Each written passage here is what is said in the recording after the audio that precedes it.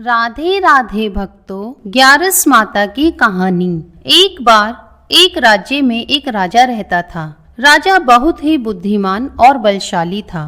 राजा सदैव अपनी प्रजा का बहुत अच्छे से ध्यान रखता था। प्रजा भी अपने राजा को बहुत पसंद करती थी।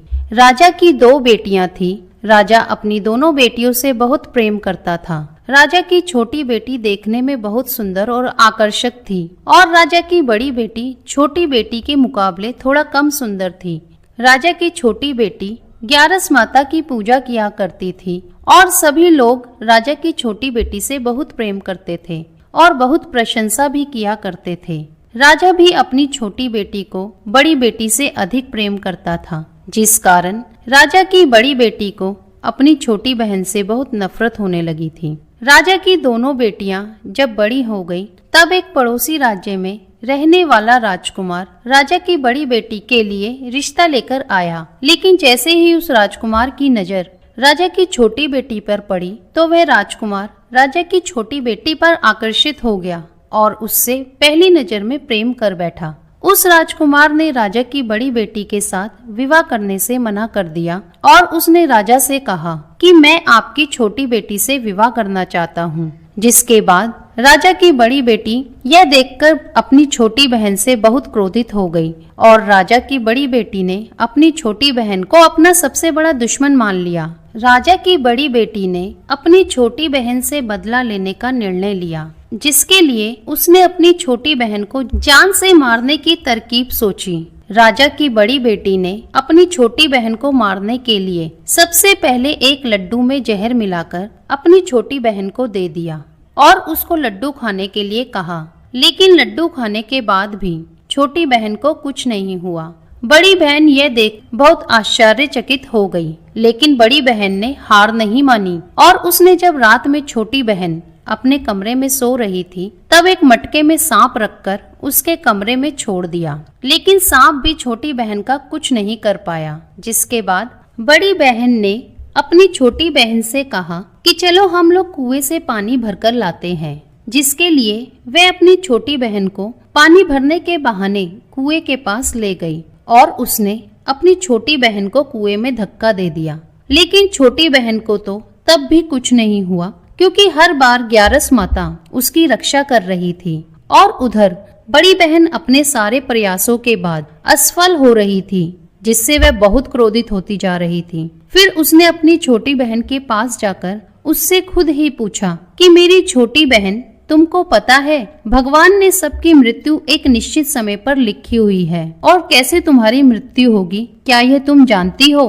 तब छोटी बहन ने अपनी बड़ी बहन को बताया कि हाँ, मैं तो जानती हूँ मेरी मृत्यु कैसे होगी। छोटी बहन से ये सुनकर बड़ी बहन मन ही मन बहुत प्रसन्न होने लगी और उसने अपनी छोटी बहन से कहा कि तुम मुझे अपनी मृत्यु का राज बतलाओ। छोटी बहन ने अपनी बड़ी बहन से कहा कि मेरी मृत्यु तो एक तोते में है, जो तोते के गले में एक हार है, उससे मेरी मृत्यु होगी। जब तक कोई भी व्यक्ति तोते को मारकर वह हार अपने गले में पहनेगा तो मैं मूर्छित हो जाऊंगी और जैसे ही उस हार को अपने गले से उतारेगा तो मैं वापस से जीवित हो जाऊंगी। अपनी छोटी बहन की मृत्यु का राज जानकर बड़ी बहन बहुत ही खुश हो गई और उसने अपनी छोटी बहन को मारने के लिए उसके पालतू तोते को ढूंढना शुरू कर दिया। और छोटी बहन को इस बात का आभास हो गया कि कोई उसकी जान लेना चाहता है, जिसके लिए वह अपने पिताजी के पास गई और उसने अपने पिताजी से कहा कि पिताजी, मेरी मृत्यु के बाद आप मुझे जलाइएगा मत, बल्कि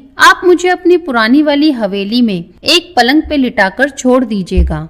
अपनी छोटी लड़की की यह बात सुनकर राजा बहुत आश्चर्यचकित हो गए।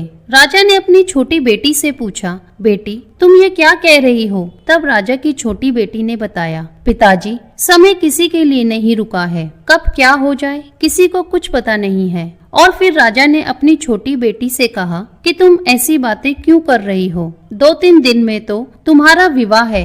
लेकिन छोटी बेटी ने अपने पिताजी को ऐसा करने पर मजबूर कर दिया और उनसे वचन ले लिया। राजा ने भी अपनी छोटी बेटी की बात स्वीकार कर ली और 2-3 दिन के बाद जब शादी का समय आया, तब राजकुमार बारात लेकर राजा के घर आया और राजकुमार और राजा की छोटी बेटी का विवाह शुरू हो गया। जैसे ही राजा की छोटी बेटी राजकुमार के साथ फेरे लेना शुरू करती है तो उसकी बड़ी बहन अपनी छोटी बहन के कमरे में जाकर उसके तोते को पकड़ लेती है और उसको जान से मार देती है। तोते के गले में जो हार था उसको अपने गले में धारण कर लेती है।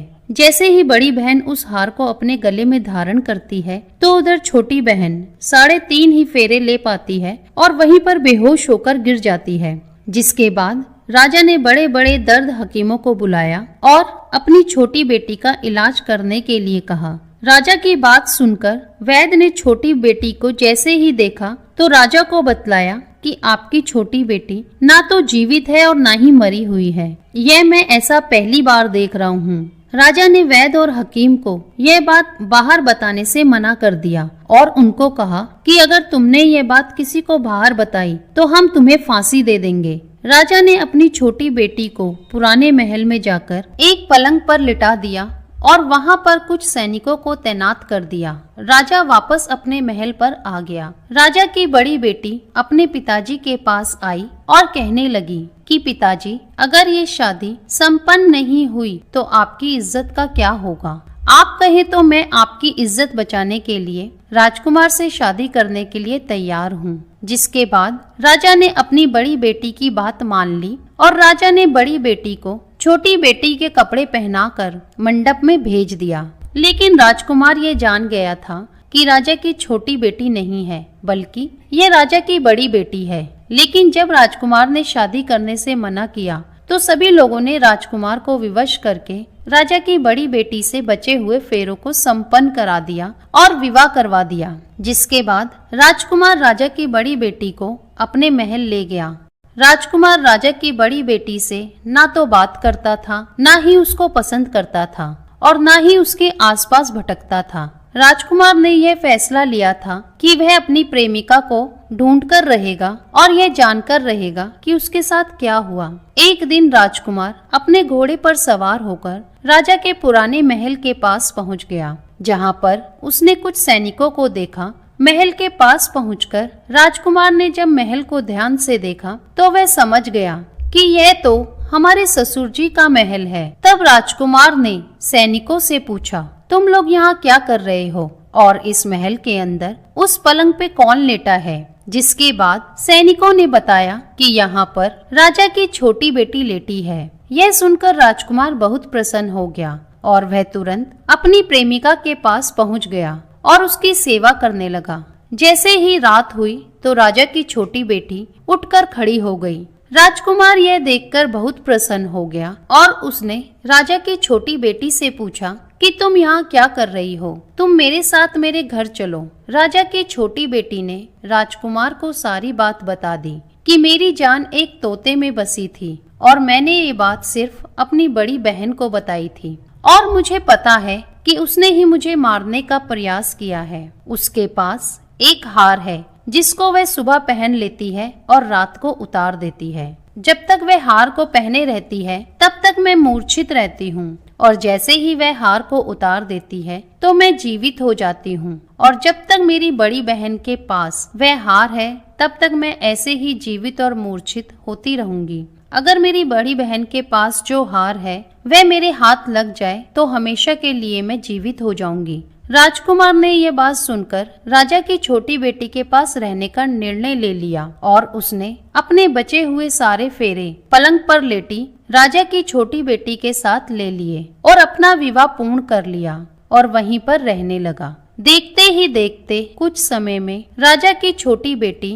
और राजकुमार की पत्नी गर्भवती हो गई। एक दिन राजकुमार को किसी काम से बाहर जाना पड़ा। तब छोटी बहन के पेट में बहुत तेज से दर्द होने लगा, जिसके बाद उसने ग्यारस माता का आह्वान किया। जिसके बाद वहाँ पर ग्यारस माता प्रकट हुई और उन्होंने अपनी भक्त के दर्द को दूर किया और एक पुत्र की प्राप्ति करवाई। और वहीं पर अचानक से राजकुमार भी आ गया। राजकुमार ने ग्यारस माता को देखा तो वह आश्चर्यचकित हो गया और उसने तुरंत माता को प्रणाम किया और ग्यारस माता ने राजकुमार से कहा कि जब तुम्हारा पुत्र 5 वर्ष का हो जाए तो तुम अपनी पत्नी का हार लाकर इसके गले में डाल देना और देखते ही देखते राजकुमार और राजा की छोटी बेटी का पुत्र 5 वर्ष का हो जाता है। तो राजकुमार अपने बेटे से कहता है कि बेटा, मैं कुछ काम से बाहर जा रहा हूँ, तुम अपनी माता का ध्यान रखना, और वहाँ से चला जाता है। राजा को बाहर निकलता देख बड़ी बहन के सैनिक देख लेते हैं और बड़ी बहन को जाकर सारी बात बता देते हैं, जिसके बाद बड़ी बहन अपनी छोटी बहन के पुत्र को वहाँ से उठवा लेती है और उसको मरवा देती है। छोटी बेटी के पुत्र के 2 टुकड़े करवा देती है। पहला टुकड़ा चक्की के पास छुपा देती है और दूसरा टुकड़ा अपनी पलंग के नीचे रख लेती है। अब ग्यारस माता एक भिखारी का रूप रखकर बड़ी बहन के पास चली जाती है, जिसके बाद वहाँ पर भिक्षा मांगने लगती है। बड़ी बहन अपने नौकरों से कहती है कि जाकर भिक्षा दे दो, लेकिन जैसे ही नौकर ग्यारस माता को भिक्षा देने के लिए आगे आते हैं, माता उन्हें मना कर देती है और कहती है कि मैं तुम्हारी महारानी से भिक्षा लूंगी। जिसके बाद बड़ी बहन स्वयं ही भिक्षा देने के लिए माता के पास आती है। तब माता एक बिल्ली का रूप लेकर उसके कमरे में चली जाती है और वहाँ पर छोटी बेटी के पुत्र के 2 टुकड़ों को आपस में जोड़ देती है और उसे जीवित कर देती है और वहाँ से उसे ले जाती है। राजकुमार अपने बेटे को लेकर अपनी पत्नी के पास जाता है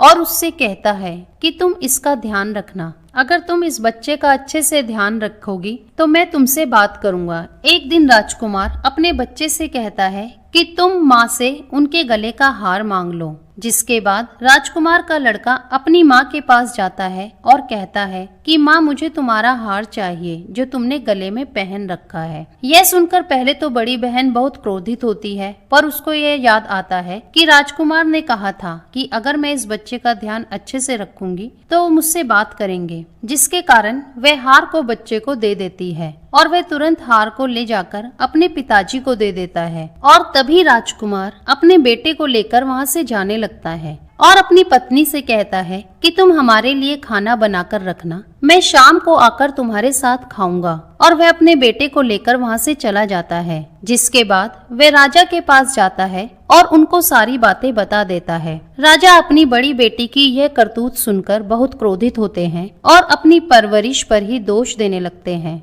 और राजकुमार को अपनी छोटी बेटी के साथ रहने के लिए आदेश देते हैं। तो हे ग्यारस माता, जैसी कृपा आपने छोटी बेटी पर करी, ऐसी कृपा सब पर करना। बोलिए ग्यारस माता की जय। अगर वीडियो पसंद आई हो तो लाइक, शेयर, कमेंट करें और चैनल को सब्सक्राइब करना ना भूलें।